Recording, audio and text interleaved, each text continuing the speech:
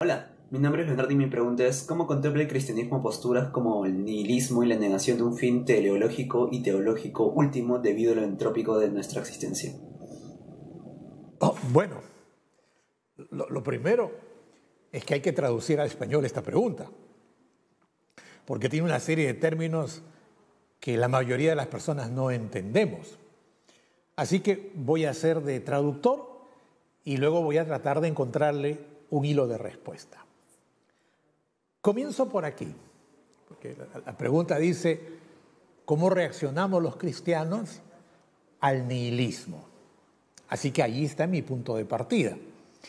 Porque el nihilismo es una corriente filosófica, una corriente de pensamiento que sustenta la posición de que todos vamos hacia la nada, que después de esta vida hay nada y que por lo tanto nuestros principios, nuestros valores, nuestras tradiciones, ¿qué son? Son nada. Y que se necesita aceptar esa realidad para ser libres y poder crear el nuevo hombre, libre de todas estas ataduras de ideas que no tienen valor alguno.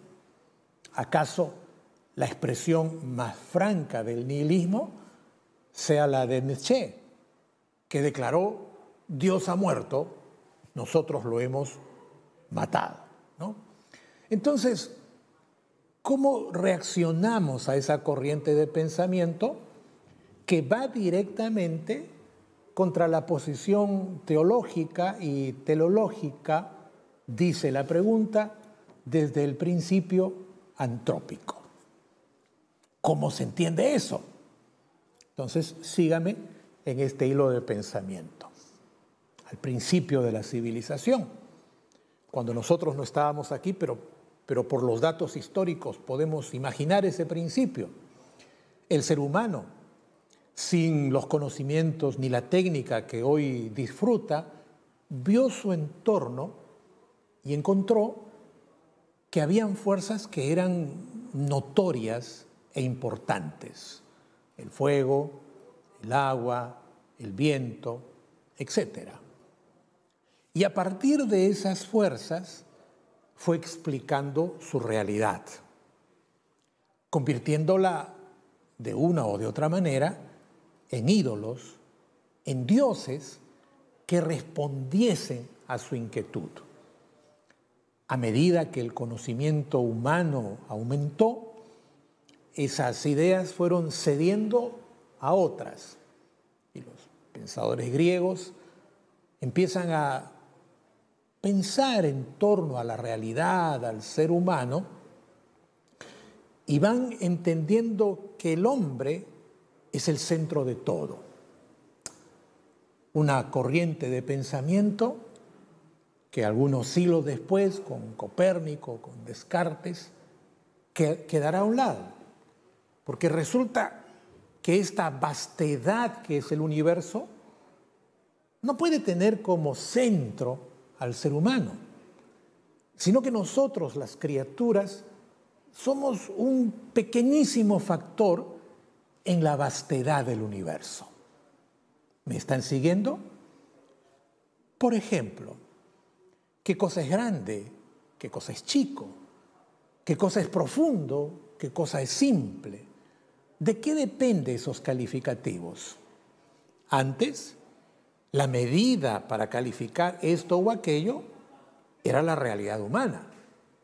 Pero cuando entramos al relativismo, entonces no hay una medida exacta. Lo que es grande para mí, de repente es pequeño para un elefante. Lo que es pequeño para mí, de repente es inmenso para una hormiga. Entonces entramos en lo relativo. Además, caemos en la cuenta de que la criatura no es el fruto del acto creador de Dios, sino consecuencia de un proceso evolutivo. En esa línea de pensamiento, sacamos a Dios a un lado y todo se vuelve relativo. Todo lo que vemos, todo lo que nos rodea, en último término, es producto de una gran casualidad, una enorme casualidad. Entonces, ¿qué es el principio antrópico? Pues resulta que hace unos 20 años atrás, los científicos, con una marca de humildad que no siempre se les conoce, empezaron a tomar cuenta de que la vida humana, para que exista, necesita de un mecanismo de enorme perfección. Hablábamos de eso hace algunas semanas atrás a propósito de un video que compartí. Y recordarán ustedes que yo decía la sorpresa que me causaba que los científicos, viendo la manera tan exacta como todo encaja, respondieran que eso era producto de una gran fortuna. Pues resulta, amigos míos, que no estuviéramos aquí si la naturaleza, es más, el universo, no estuviera organizado para darnos cabida. ¿Qué significa eso? Que hay una enorme conexión entre el universo y nosotros, las criaturas pensantes. Si la fuerza gravitacional o las fuerzas que unen a los núcleos o las fuerzas que convergen fueran un poquito más o menos intensas, la vida como existe no la conoceríamos. Entonces este universo que nos alberga parece estar diseñado con ese propósito, con el propósito de albergarnos. Y sin querer damos una vuelta a la historia del pensamiento y volvemos al punto inicial. El hombre es la medida de todo. El hombre es el ser que observa y que toma nota de todo. ¿Cómo explicar esto que se va descubriendo?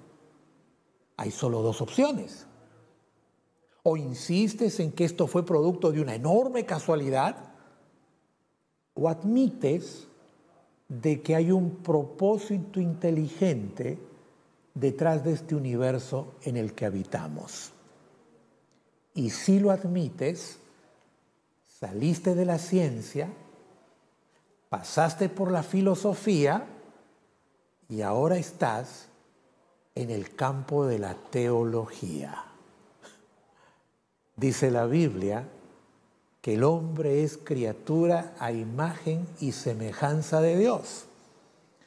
Dice la Biblia que el hombre es la criatura más importante.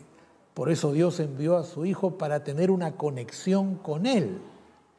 Es decir, lo que alguna rama de la ciencia va reconociendo el día de hoy, con un lenguaje narrativo, la Biblia lo ha planteado desde el principio, lo que me permite, ya parado desde la Biblia, decirles, el ser humano es la criatura más preciosa que Dios hizo. El Salmo número 8 dice que fue creado un poco menor que los ángeles, pero que fue vestido de gloria, porque es la imagen de Dios.